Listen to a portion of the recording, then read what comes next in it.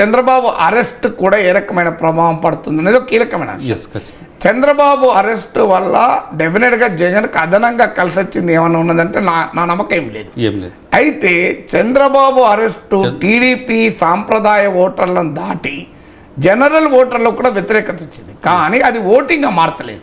So ఎందుకు మారతలేదు అంటే ఒకటి extreme polarisation madam, YCP voter వైసీపీకి ఉన్నాడు, టీడీపీ ఓటర్ టీడీపీకి ఉన్నాడు.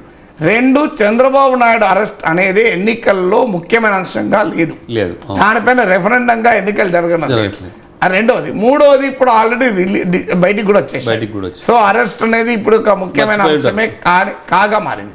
సో అందువల్ల ఈ 3 ఫ్యాక్టర్స్ వల్ల చంద్రబాబు అరెస్టు, దాంతోపాటు ఇతర ఫ్యాక్టర్స్ అంటే ఇప్పుడు జగన్ను అధికారంలో ఉండాలా వద్దా అనేది పొలిటికల్ క్వశ్చన్గా ఉంది, కానీ చంద్రబాబు నాయుడు అరెస్టు కోసం జగన్ను శిక్షించాలనేది పొలిటికల్ క్వశ్చన్గా లేదు.